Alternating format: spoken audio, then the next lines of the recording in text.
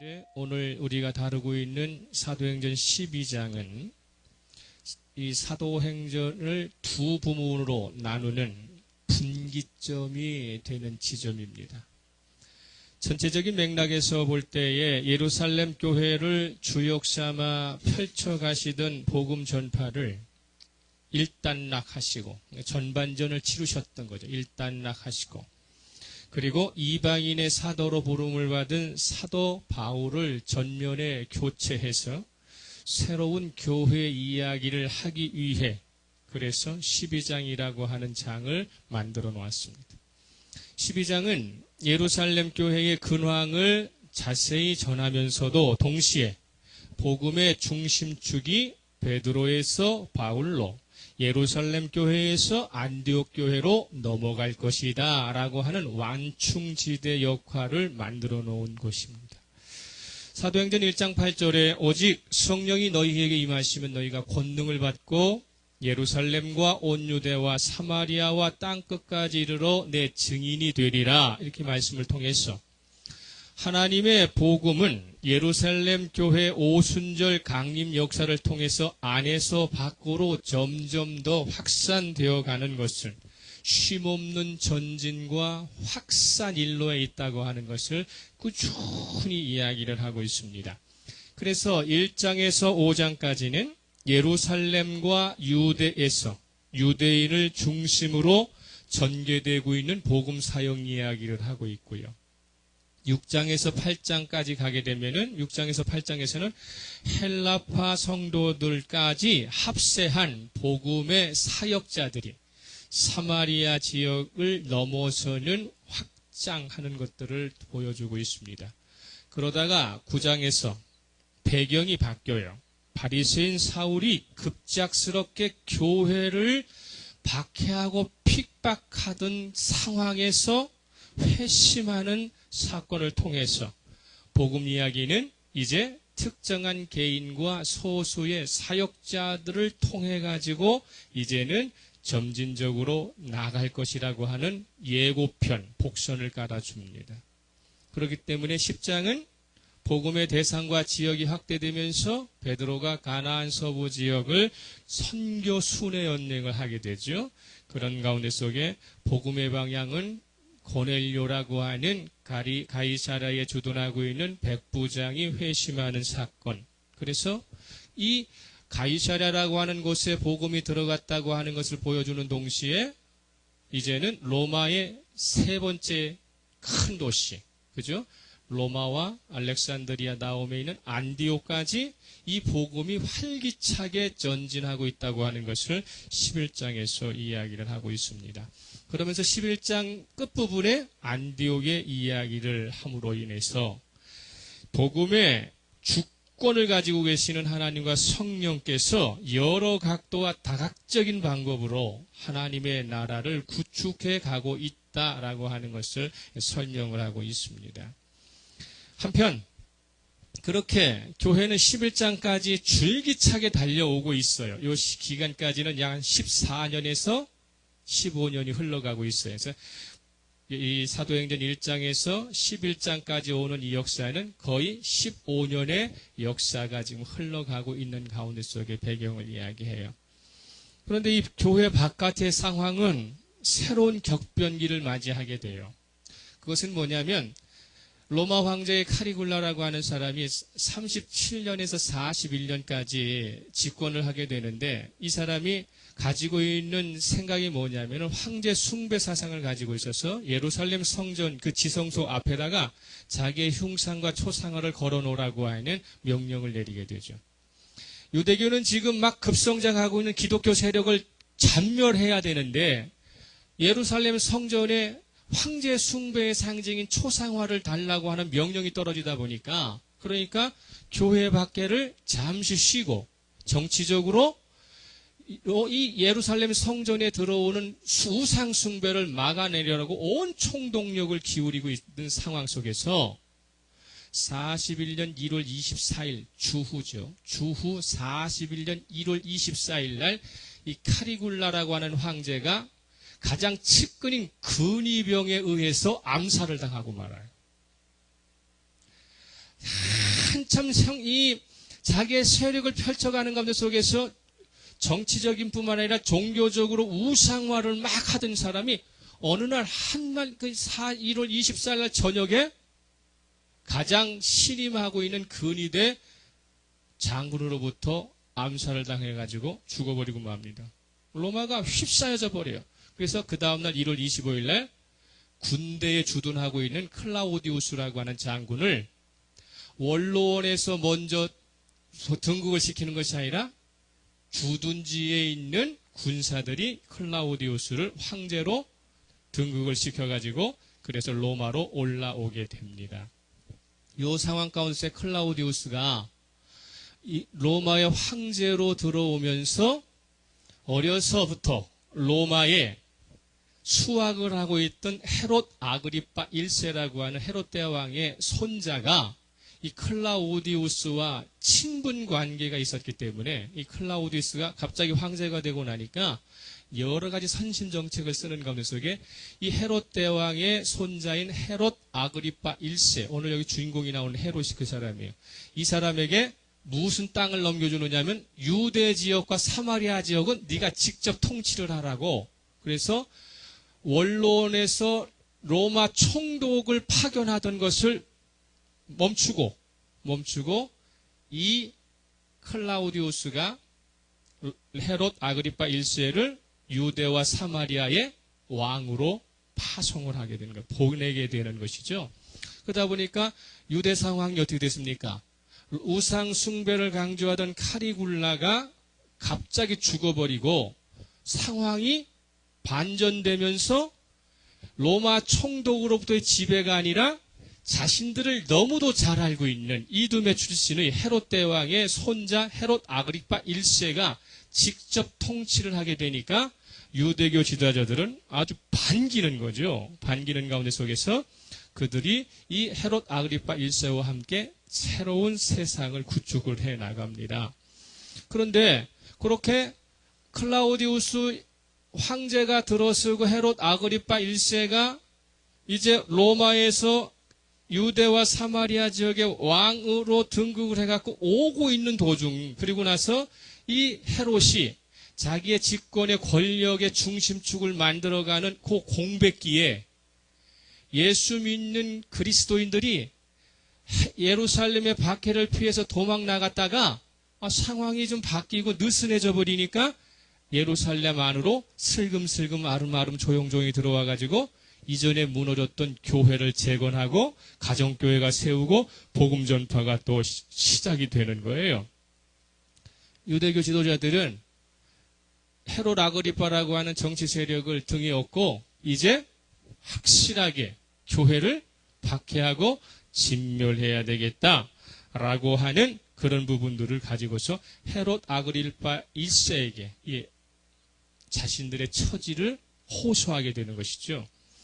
헤롯 아그리파 1세 입장에서는 어렸을 때부터 로마에서 수학을 한 가운데 속에 예루살렘에 있는 이 지역에 자기의 지지 세력이 아주 빈약한 가운데 속에 있는데 유대교의 지도자들이 헤롯 아그리파 1세를 떠받치니까 정치적으로 이들을 이용하기 위해서 그래서 12장 1절이 나오는 거예요. 이제 배경이 끝나 12장 1절. 12장 1절 읽습니다. 시작.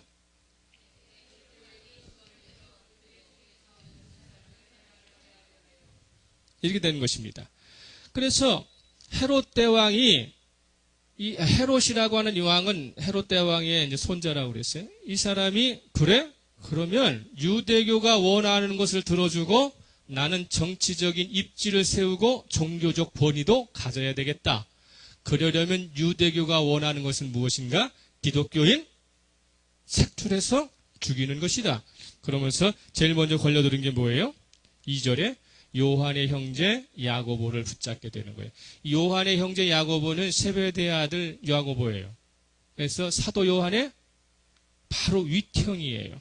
그래서 예루살렘 교회의 기둥 같은 지도자라고 이야기할 때 첫째 베드로와 이 사도 야고보와 주의 형제, 주님의 육신의 동생 야고보를 가리켜서 주의 형제, 이 교회의 기둥이라고 하는데 예루살렘이라고 하는 지역이 우리 부천보다 작기 때문에 금방 잡아낼 수 있어요. 그러니까 사도 야고보가 붙잡혀서 헤롯 대왕이 사도 야고보를 붙잡자마자 재판의 과정을 거쳐가지고 이것을 처형을 해야 되는데 자신의 통치 행위의 권한을 가지고 잡자마자 즉시 척결을 해버립니다. 유대교 지도자들의 입장에서 볼 때는 옛날 30년, 45년 전에 예수님 한번 십자가에 내몰 때 어떻게 됐어요? 재판을 거쳐야 되고 여러 가지 과정을 거쳐야 되는데 이 왕이 한번 자기가 결단하고 그냥 죽여버리니까 죽는 거예요. 그러니까 너무도 반가운 거죠. 유대교 지도자로서는. 이 예루살렘 교회의 기둥 같은 야고보가 단칼에 제거가 되니까 그러니까 유대교 지도자들이 아주 너무 기뻐하는 것이죠. 이게 3절이에요. 3절 시작 3절 유대인들이 이 일을 기뻐하는 것을 보고 베드로를 잡으려 할세 때는 무교절 기간이라 열렬한 지지를 보내는 것을 보고 헤롯은 우쭐해졌어요. 자신의 행동에 이렇게 큰 지지를 보낸다면 그렇다면 멈추지 말고 예루살렘 교회의 정확한 기둥이면서도 예수님의 수제자라고 일컫는 베드로를 처단하면 확실한 권위가 생기겠구나라고 생각하고서 정치적인 이벤트를 구상을 하게 되는데 그때가 마침 6월절이라고 하는 기간이에요. 6월절 기간에는 어떻게 합니까? 축제 기간이잖아요. 그러니까 잡을 수가 없어요. 근데 6월절부터 7일 6월절은 금요일 날 저녁서부터 토요일 날까지예요.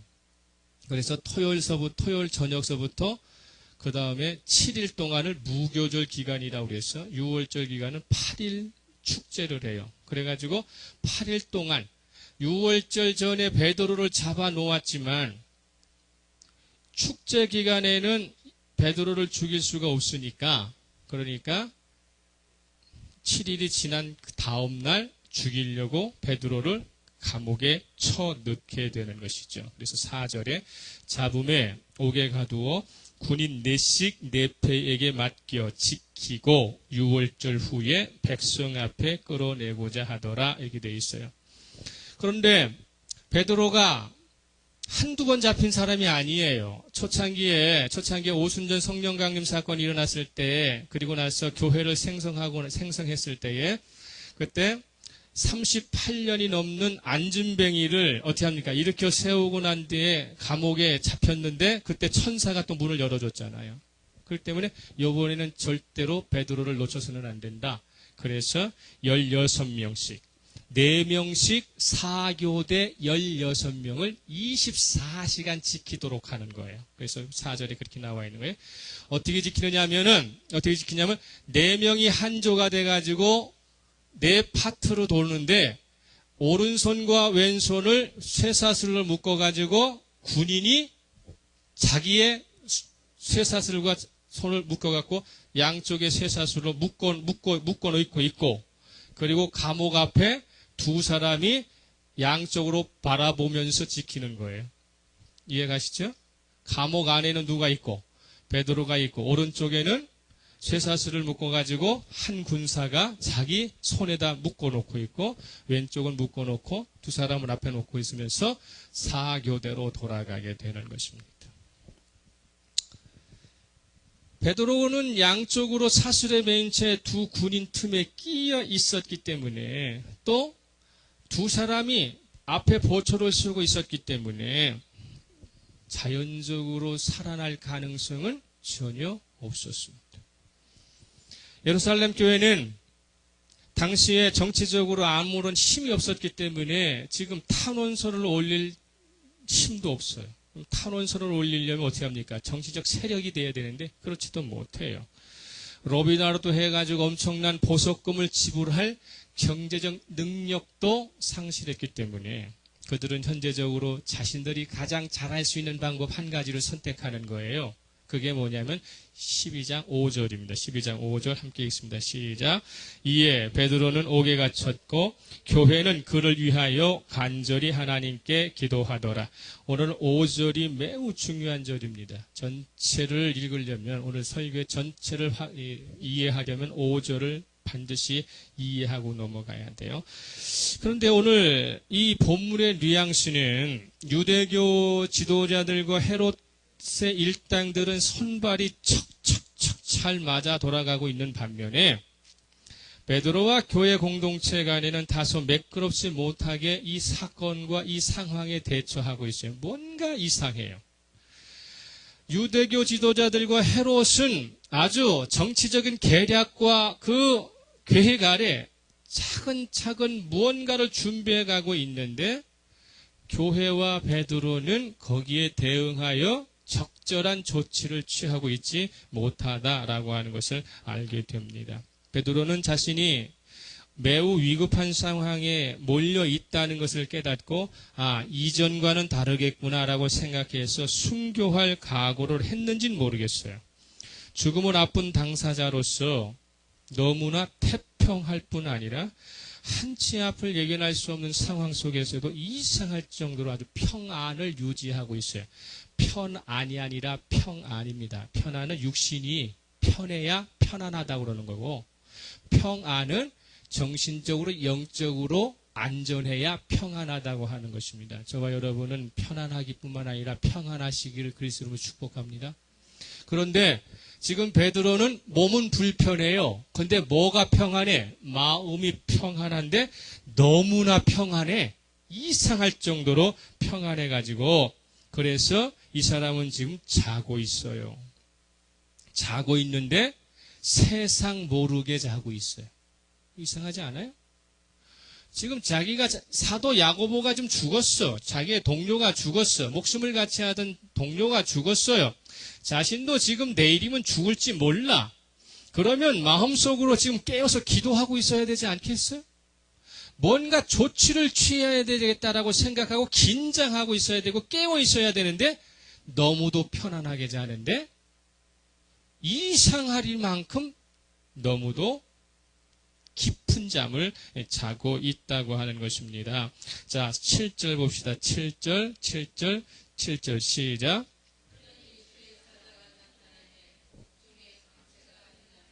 또 베드로의 옆구리를 쳐 깨워 이르되 급히 일어나라 하니 쇠사슬이 그 손에서 벗어지더라.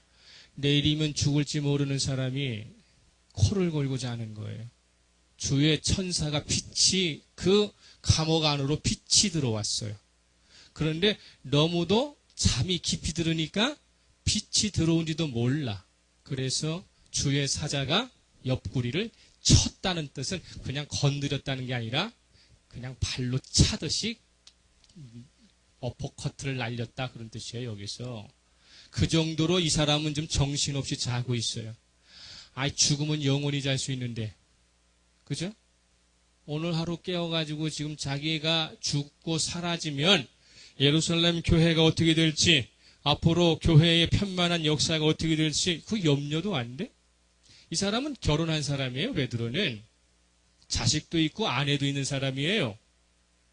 그런데 자기 일신 하나가 지금 여러 사람에게 지금 어떠한 상황을 만들어낼지 모르고 잠을 자서 천사가 옆구리를 쳐서 깨우는데 비몽사몽간에 있다 보니까 지금 자기에게 일어난 일이 현실인지 실제적인 사건인지 꿈속에서 지금 환상을 보는지를 모르고 지금 있다라고 하는 것입니다. 그러다 보니까 정신을 차리게 되는 것은 나중에 차리게 되죠. 11절 보세요. 11절 시작. 이에 베드로가 정신이 들어 이르되 내가 이제야 참으로 주께서 그의 천사를 보내어 나를 헤롯의 손과 유대 백성의 모든 기대에서 벗어나게 하신 줄을 알겠노라. 새벽녘에 찬 이슬 맞고 찬 바람 맞으니까 정신을 차리고 나서 이건 꿈이 아니구나. 이건 환상이 아니구나. 내가 실제적으로 감옥에서 지금 해방되었구나 라고 하는 걸 알았어요. 그래서 12절에 말하는 거예요. 깨닫고. 이 말이 매우 중요해요. 깨닫고. 그때 가서 깨닫고 그리고 지금 그는 가려고 하는 것이죠. 지금 그래서 베드로는 지금 자기에게 일어난 상황을 전혀 알지 못한 채 새벽바람에 정신 차려서 깨달으니까 이제 내가 가야 할 곳이 있구나 라고 지금 마가다락방으로 가고 있는 중이고, 그런 가운데 속에 교회 공동체는 베드로가 주의 천사의 도움을 받아가지고 탈출을 감행해서 자신들에게 지금 오고 있다고 하는 것을 모르는 채 그냥 기도하고 있는 것입니다. 12절 시작. 깨닫고 마가라 하는 요한의 어머니 마리아의 집에 가니 여러 사람이 거기에 모여 기도하고 있더라. 이렇게 됐어요. 5절에서 교회는 베드로를 위하여 간절히 기도하더라. 이렇게 되어 있고 지금 12절에도 거기에 모여 기도하고 있더라. 그래서 교회는 지금 꾸준히 뭘 하고 있어요? 기도하고 있어요. 자신들이 중보기도하던 베드로의 상황을 면밀히 또는 수시로 체크하기보다는 그냥 단지 떨어져서 기도만 하고 있을 뿐입니다. 베드로의 음성을 확신하고 있는 사람은 여자아이 로데밖에 없다는 사실이죠. 지금 이 기도회는 위급한 기도회예요. 정말로 절체절명의 기도회예요. 그렇다면 예루살렘 교회의 모든 지도자들과 중진들이 다 모여서 합심협력해서 기도를 하고 있을 거란 말이에요. 근데 교회는 기도를 하고 있고 하나님께서는 주의 천사를 보내갖고 베드로를 탈출시켜갖고 지금 자기들이 기도하고 있는 집의 문 앞에 서서 문을 두드리게 하고 있는데 베드로의 음성을 듣고 그 베드로가 살아나왔다고 확신하고 있는 것은 여종 로데 16살밖에 안 되는 여종 로데밖에는 모르고 여종 로데가 확실하게 지금 베드로가 살아서 돌아왔다고 하는 것을 강조를 해도 교회 지도자들은 그것을 믿거나 반기거나 확신하여 즐거워하는 것이 아니라 뭐라고 이야기하고 있느냐면 그러면 그의 천사일 것이다. 베드로는 옥에 갇혀 있고 하나님께서는 우리의 기도를 위로해 주시기 위해서 누구를 보냈다? 천사를 보내셨을 것이다. 근데 천사가 이 사람은 영적인 존재이기 때문에 육체적인 어떤 이런 것들에 저항을 받지 않아요. 문 두드릴 필요 없어. 그냥 기도하는 자리에 그냥 가서 가기만 하면 돼. 이동에 불편함이 없고 시공에 초월을 하는 존재이기 때문에 베드로의 천사라면 베드로의 천사가 굳이 새벽녘에 문 두드리고 문 열어달라고 할 필요가 없어요. 그냥 짜잔 짠 하고 나타나면 되는 거예요. 뭔가 이상하지 않아요? 베드로가 지금 해가고 있는 태도, 교회가 기도는 하고 있는데 뭔가 맞아 돌아가지 않고 있다고 하는 것들이 느껴지게 되는 것이죠. 문제는 감옥을 탈출한 베드로가 집 앞에 도착해서 급하게 문을 두드리고 있는데도 베드로의 음성을 확인하고 확신하는 사람은 로데밖에 없었다. 이 사람들은 지금 자신들이 기도를 하고 있지만 이성적인 것을 초월하여 기적적으로 무엇이 신속하게 이루어지었음에도 불구하고 믿지 않고 있다는 거예요. 왜 믿지 않고 있는 것인가요? 교회가 합심협력해서 모여서 좀 기도하고 있는데 왜 믿지 않는 거예요? 자신의 방법이 아닌 다른 결과가 도출되었기 때문에 그래서 당황하고 있다고 하는 사실입니다. 여러분이 지금 기도하고 있는 내용이 갑자기 드러나면, 갑자기 실현되면 감사하고 거기에 찬양하는 것이 아니라 놀라고 당황하게 될 가능성이 크다는 것이죠. 한마디로 그들은 이구동성으로 하나님을 향해 주님의 이름으로 기도를 했지만 그들의 마음은 하나같이 역사의 주권자이신 하나님의 뜻이 어디를 향하고 있는지를 집중하지 못했다는 것입니다.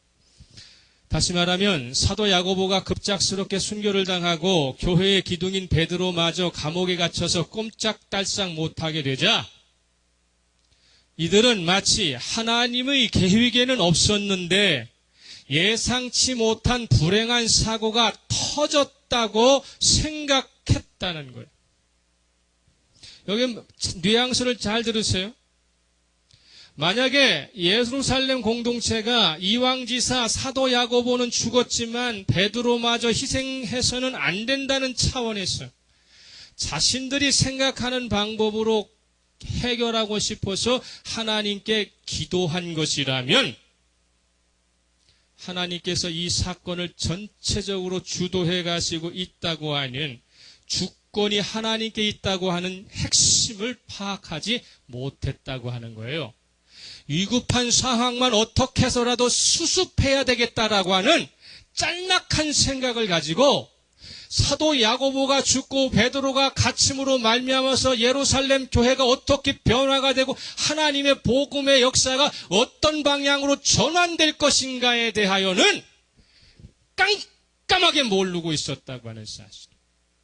그러니까 기도는 하고 있었지만 소망은 하고 있었지만 하나님의 뜻이 어디를 가고 있는지는 따라가지 못했다는 거예요. 그러니까 뭡니까? 믿음 따로 기도 따로 신앙 따로 삶 따로 별개의 삶을 사는 종교인으로 추락하고 말았다고 하는 것이죠. 저와 여러분이 주일마다 와서 여기서 하나님의 말씀을 듣지만 월요일서부터 토요일까지 하나님께서 나의 삶에 어떻게 주권적으로 역사하시는지에 대해서는 까마득하게 잊어버리다가 문제만 생기면 부르고 위급하고 다급하면 하나님 이름 부르는 이중 생활을 하고 있다라고 하는 것을 성경은 이야기하고 있는 거예요. 왜 예루살렘 교회가 사도 야고보가 죽고 베드로가 붙잡혔을 때 왜 이렇게 묻지 않았을까요? 주님의 뜻이 어디에 있습니까? 12장 5절 다시 봅니다. 12장 5절. 이에 베드로는 옥에 갇혔고 교회는 그를 위하여 간절히 하나님께 기도하더라. 자, 여기서 교회는이라고 하는 이 교회가 정관사 덜을 써가지고 주격인지 아니면 by the church라고 그래갖고 소유격인지 이 여러 가지 번역본에서는 다르게 나오고 있어요. 어떤 데에서는 주격으로 교회가 주체가 되어 기도했다라고 설명을 하고 있는 성경이 있는가 반면에 하나님의 소유인 교회로 기도하게 하셨다. 이렇게 해서 소유격으로 말씀하시는 경우도 있다는 것입니다. 여기에서는 소유격이에요. 교회가 주체적으로 기도하는 것이 아니라 하나님께서 교회로 기도하게 하셨다라고 하는 뜻입니다. 하나님께서는 개인이든 민족이든 간에 당신의 자녀 삼으시고 그들을 향한 주권적인 섭리와 통치 행위를 하실 때에는 당신이 어쩔 수 없이 몰라서 끌려갈 수 있는 힘의 공백이나 빈틈은 절대로 허락하지 않으신다는 사실을 믿으시기 바랍니다. 당신이 주권적으로 역사하시는 세계의 통치 안에 당신이 몰라갖고 잠깐 졸다가 잠깐 딴짓하다가 쑥 지나가는 역사는 없어요. 사도 야고보가 비록 헤롯에 의해서 순교당하지만 하나님이 허락하셨고 하나님이 역사하셨기 때문에 죽는 것이에요. 베드로가 옥에 갇혔지만 하나님이 허락하지 않으시면 절대로 베드로가 붙잡혀 거기에 들어갈 수도 없었고 하나님께서 살아계시고 당신께서 역사를 주권적으로 역사하신다는 것을 보여주시기 위해서 자기 죽음이 언제일지도 모르고 쿨쿨 자고 있는 베드로 옆구리를 때려가지고 일으켜 세워서 불가항력적인 모든 여건을 타파하시고 길거리로 나오게 하시는 것이라는 사실입니다. 그렇다면 무엇을 깨달아야 됩니까? 실제적으로 교회로 하여금 간절히 기도하게 한 주체는 사도 야고보를 죽인 헤롯 아그리파 1세의 통치 행위에서 일어난 표면적인 이유가 아니라 그것보다는 내면적으로 그 상황을 주도하셔서 새로운 교회의 상황으로 복음의 여건을 전환하시려고 하는 더 큰 차원의 하나님의 마음을 읽어내는 데 교회는 집중했어야 한다는 것이죠. 하나님께서 이번 사건을 통해서 하나님의 교회와 세상 나라의 통치를 어떻게 개입하고 계시는가 초점을 맞춰서 행동하고 반응할 때 세상의 통치자들에게 끌려가지 않고 믿음의 주권적 주체가 되어 내 인생을 살아갈 수 있다고 하는 사실입니다. 예루살렘 교회는 이 사건을 주도하고 계시는 하나님의 주권보다는 현실 속에서 발생한 다급한 상황에 집중하다 보니까 전체적인 맥락에서 하나님의 뜻을 다 깨닫지 못하고 베드로나 교회나 우왕좌왕하고 있어요. 교회를 대적하고 성도를 대적하고 있는 세력들은 치밀하게 계획하고 연합해가지고 대항하고 있는 반면에 세상을 대항해야 하고 하나님 나라를 구축해야 할 성도와 교회는 하나님의 뜻을 제대로 파악하지 못하니까 자중질환이 일어나고 있다라고 하는 것을 여기에서는 보여주고 있는 것입니다. 교회가 주체가 되어 하나님 나라를 확정하고 실현해가는 것이 아니라 하나님께서 주체가 되셔서 그 소유로 고르신 교회가 사명을 감당할 수 있도록 기도하라고 명령하고 계시다고 하는 사실입니다. 기도는 하나님께서 우리를 위해 허락해 주신 특권이기도 하지만 하나님의 나라와 뜻을 이루기 위해 교회와 성도에게 맡겨주신 특수한 의무라고 하는 것을 명심해야 합니다. 기도하는 행위를 걸어서 하나님과 마음을 열어 대화하는 교제라고 말할 때 실상은 살아계신 하나님께 실시간적으로 자신의 몸을 아련하는 태도가 매우 중요하다는 거예요. 여러분, 기도하는 내용보다 그 내용을 구술하기 위해서 하나님 앞에 어떤 자세로 나오고 어떻게 준비했는가를 하나님은 더 집중하신다는 사실이에요. 이거 하나님께서는 아무렇게 하든지 간에 나한테 기도만 하면 내가 그거 들어줄게가 아니라 기도하는 그 사람의 우선적 자세는 하나님 앞에 내가 어떻게 한다? 서 있다라고 하는 것을 깨달아야 한다는 사실입니다.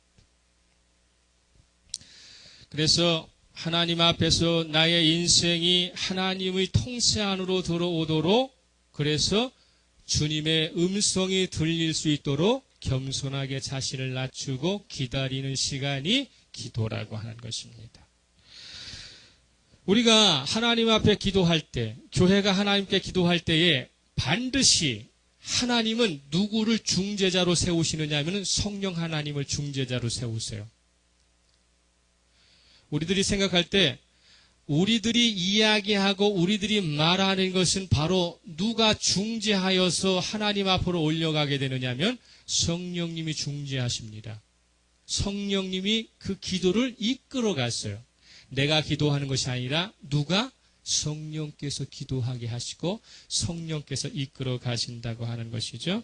로마서 8장 27절 찾습니다. 로마서 8장 27절. 로마서 8장 27절 같이 읽습니다. 시작. 마음을 살피시는 이가 성령의 생각을 아시나니 이는 성령이 하나님의 뜻대로 성도를 위하여 간구하심이니라.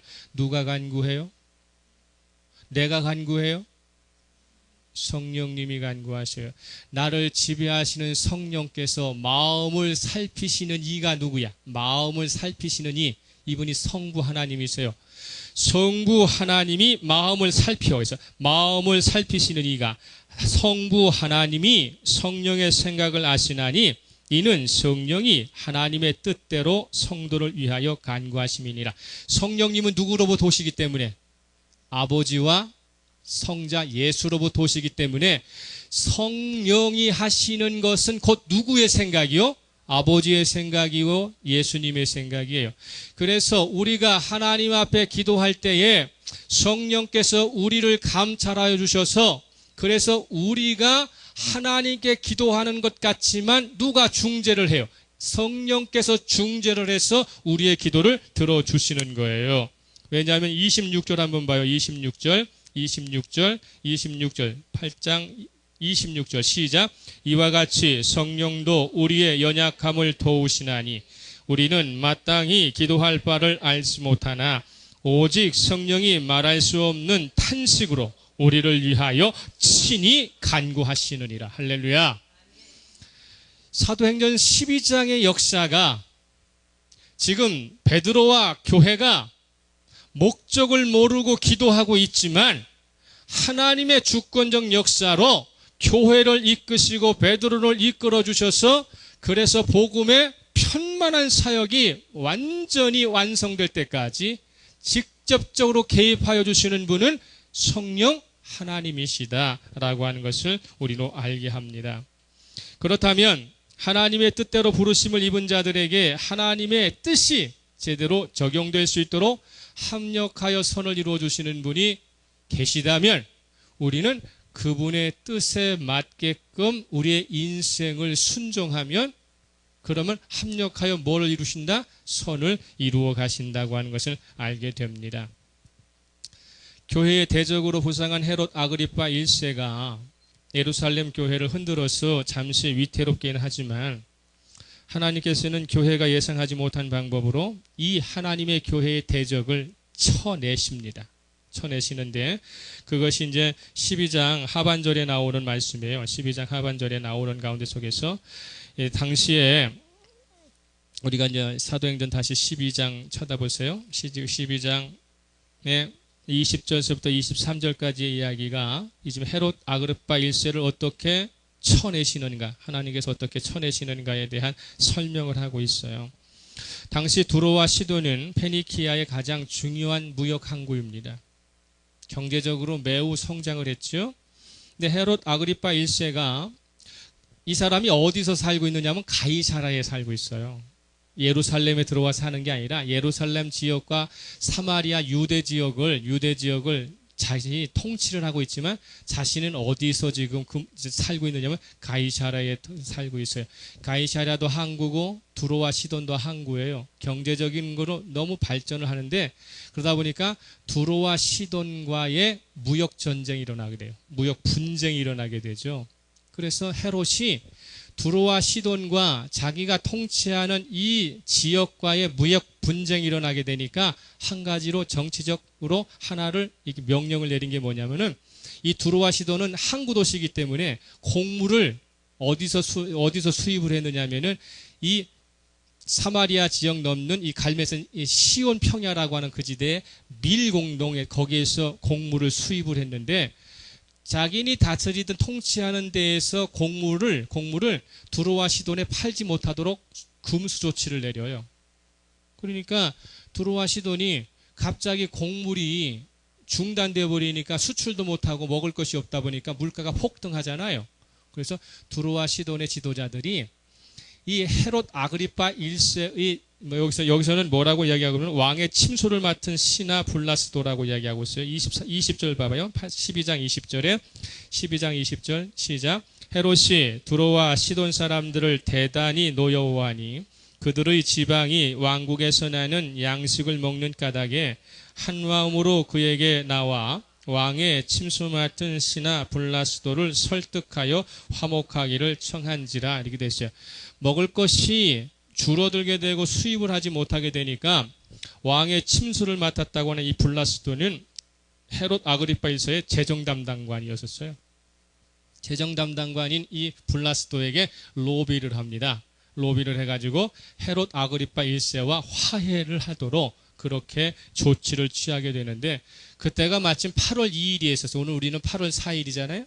8월 2일이 뭐냐면 8월 1일이 클라우디우스가 로마에 개선한 날이에요. 그리고 8월 1일은 클라우디우스 황제의 생일날이었어요. 그래서 클라우디우스 황제의 생일 다음 날 2일날 전 제국에서는 축하 파티를 하게 돼 있어요. 그래서 그 축하 파티를 여는 그 파티장에서 헤롯 아그리파 1세가 그 지역의 대표로 황제의 생일 축하연을 베풀면서 연설을 하게 된 것입니다. 연설을 하게 되는 가운데 속에서 이게 연설을 하죠. 그러니까 21절 22절 봅니다. 21절 22절 시작. 헤롯이 나를 택하여 왕복을 입고 단상에 앉아 백성에게 연설하니 백성들이 크게 부르되 이것은 신의 소리요 사람의 소리가 아니라. 막 시돈과 두로는 지금 시돈과 두로 사람들은 어떻게 해야 되겠어요? 왕의 환심을 사야 되겠잖아요. 그죠? 왕의 환심을 사야 되니까 아부의 소리를 막 해댈 수밖에 없고 또 거기에 참석한 모든 사람들은 지금 헤롯 아그리파 1세가 기분이 좋아야 돼. 그러니까 막 추켜 세우니까 들떠버려가지고 어디까지 넘어갔느냐 하면은 이 왕이 하는 말은 인간의 말이 아니라 신의 소리다, 하나님의 소리라까지 막 추켜 세우니까 헤롯 아그리파가 교만에 넘치고 넘쳐버렸어요. 네? 그래가지고 교만이 넘치고 나니까 하나님께서 그를 쳤는데, 처음에는 뭘로 쳤느냐면 갑자기 복통이 들어온 거예요. 급성 복통이 들어와가지고 단상에 올라가서 몇 마디 못하고 쪼르르 하고 내려갔는데 5일 동안 배앓이, 설사를 동반한 배앓이를 하다가 죽어버려요, 그냥. 그래서 23절에 이야기한 것입니다. 23절 시작. 헤롯이 영광을 하나님께 돌리지 아니하므로 주의 사자가 고치니 벌레에게 먹혀 죽으니라. 그러니까 이 장에 탈이 나가지고 여기에 문제가 생겨서 5일 동안 식음을 전폐하고 설사만 쫙쫙쫙 해다가 그냥 죽어버리는 것이죠. 하나님께서 이 사건을 통해서 유대 역사가 플리비우스 요세푸스가 뭐라고 이야기하는 5일 만에 하나님의 영광을 가리다가 죽어버렸다라고 여기 유대 역사에도 나오는 말이에요. 우리가 여기서 깊이 생각해야 될 것이 뭐냐면, 헤롯 아그리파 1세의 예에서 볼 수 있는 것처럼 하나님 나라와 세상 나라가 충돌하게 될 때에 교회와 성도는 어디에 서 있어야 하는지를 잘 알아야 돼요. 자기가 지금 어디에 소속되고 있는 소속감을 분명히 깨닫고 살아야 한다는 것입니다. 진리를 외면한 채 자신의 권자만을 확고히 구축할 요량으로 유대교 편에서 교회를 박해하던 헤롯 아그리파 1세는 처음에는 자기 뜻대로 순항하는 것처럼 득이양양했죠. 하나님께서는 이 교만한 헤롯을 복통으로 급살시키심으로, 분명히 들으세요, 교회는 함부로 대들어서는 안 되는 거룩한 예수 그리스도의 몸임을 분명히 보여주십니다.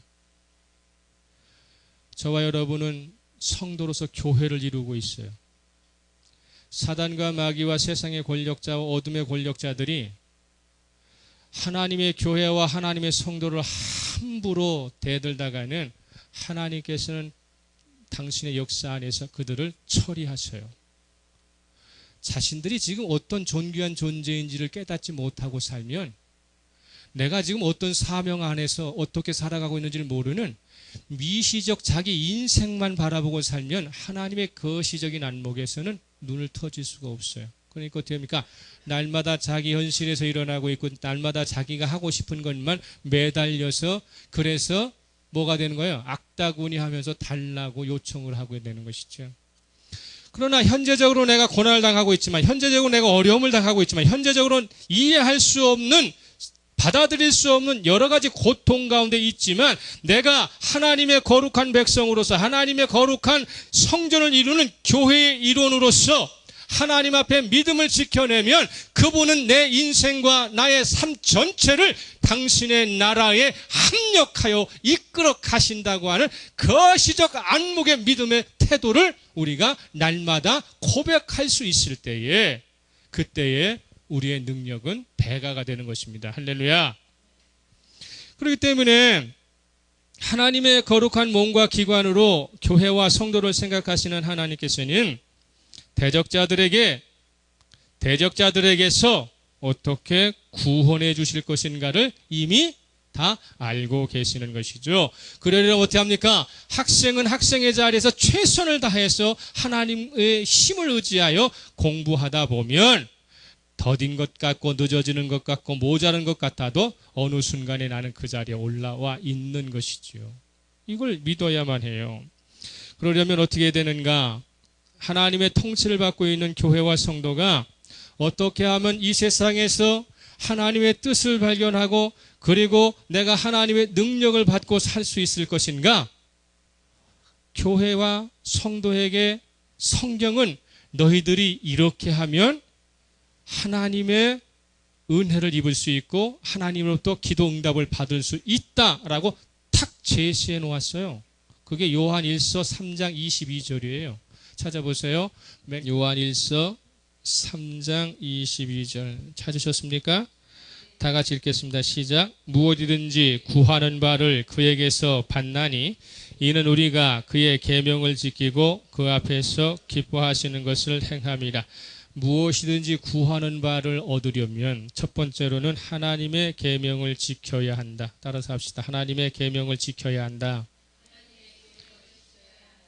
하나님의 계명을 지키는 방법은 어렵지 않아요. 성경은요, 하나님의 계명을 지키는 방법을 뭐라고 얘기하느냐면 날마다 부지런히 성경 공부하라고 말하고 있어요.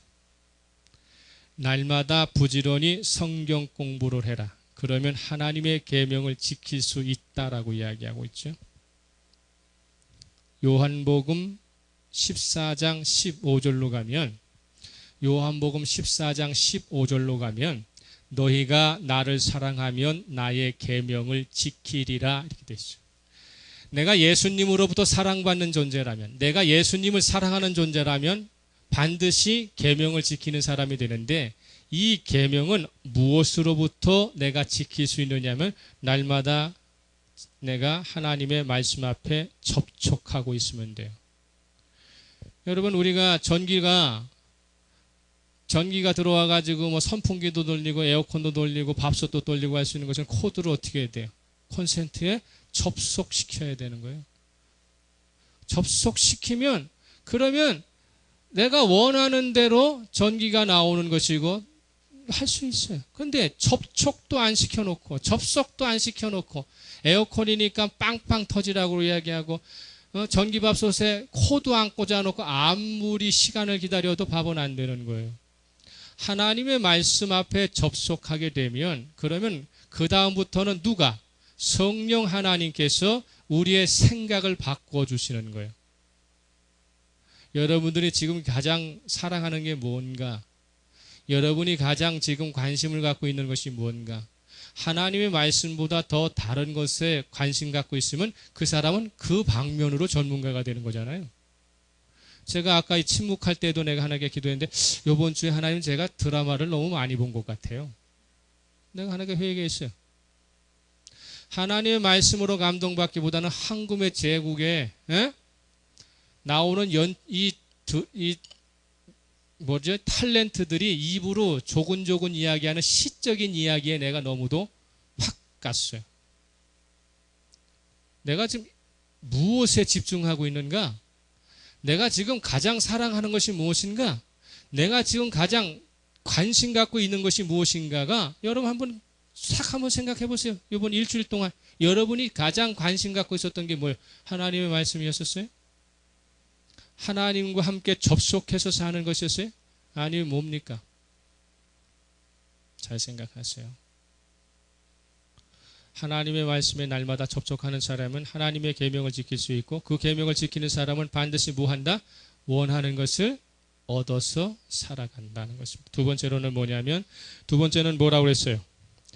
그의 계명을 지키고 그 앞에서 뭐하는 것? 기뻐하시는 것을 행함이라 이렇게 됐어요. 그래서 지키시고에다가 여기에 and가 들어있어요. and. 우리는 지금 그냥 들어있지만은 하나님의 계명을 지키고 그리고 하나님이 기뻐하시는 일을 행함이라 이렇게 되어 있어요. 그럼 하나님이 기뻐하시는 일을 어떻게 행할 수 있습니까? 하나님이 기뻐하시는 일은 반드시 앞에 선제되어 있어요. 하나님의 계명을 지키는 사람은 하나님을 기쁘시게 하는데 하나님의 말씀이 내 안에 들어오게 되면 본능적으로 하나님이 기뻐하시는 일이 무엇이고 하나님이 싫어하시는 일이 무엇인가를 스스로가 분별해낼 수가 있습니다. 내가 오늘 이 영화관에 가가지고 영화를 볼 것인가 아니면 영화를 보지 않는 것이 하나님이 기뻐하시는 일인가를 스스로가 선택할 수 있어요. 저도 11시가 되면 배가 고플 때가 많거든요. 그러면 11시간이 됐을 때 내가 잘 시간이 앞으로 1시간 반 정도 남았는데 컵라면을 한번 먹고 잘 것인가 아니면 컵라면을 먹지 말 것인가를 결정할 때에 내일 새벽에 내가 하나님 앞에 건강한 모습으로 내가 기도할 수 있는가를 생각하면 컵라면이 안 먹여진다고요. 그래서 나는 컵라면을 포기해요. 누구와 만나고 무엇을 선택할 때에 내가 내일 하나님 앞에 섰을 때의 건강한 모습으로 그리고 올바른 정신으로 쓸 것인가 말 것인가를 생각할 때 이 사람과의 만남은 안 만나는 게 좋겠다면 안 만나는 거예요. 스스로가 본능적으로 선택하고 결정한 것들이 하나님이 기뻐하실 수 있도록 이끌어져 가는데 거기엔 뭐와 연결이 되어 있다? 말씀과 기도가 연결이 되어 있어요. 말씀에 노출되고 살아가는 사람, 기도에 끊임없이 하나님의 말씀을 가지게 되면 선택하는 모든 부분에 있어서 하나님이 기뻐하시는 것으로 선택할 수 있도록 내 인생이 바뀌어가는 것입니다. 왜? 하나님은 어떤 분이시기 때문에 우리를 위하여 큰 것들을 준비해 놓으시고 계시는 분이시고, 시편 112편 4절에 보면, 시편 112편 4절에 보면 이스라엘을 지키시는 이는 졸지도 아니하시고 주무시지도 아니하신다. 하나님은 절대로 졸지 않으시는 분이에요. 주무시지도 않는 사람이에요. 유난히 우리 교회에 오면 조는 사람이 있고 자는 사람이 있어요. 분명히 이야기하는데 그 조는 시간만큼 그의 인생은 더디 갑니다. 깨달아야 돼요. 말씀 앞에 졸고 말씀 앞에 게으른 사람은 그 시간만큼 인생은 발목 잡히게 돼 있어요. 왜냐하면 하나님의 역사의 주권은 누가 주인이시기 때문에, 하나님이 주인이시기 때문에. 이 12장, 사도행전 12장은 교회의 전환점을 읽어가는 것이고 오늘 우리에게 이야기합니다.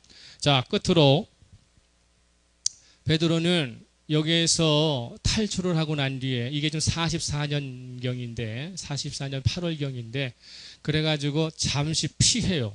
잠시 갈라디아 지방으로 피했다가 49년 예루살렘 총회 때 다시 잠깐 예루살렘에 들어와서 총회를 하고 난 뒤에 그때서부터는 그의 인생은 로마로 향해서 다시 예루살렘으로 돌아오지 못해요.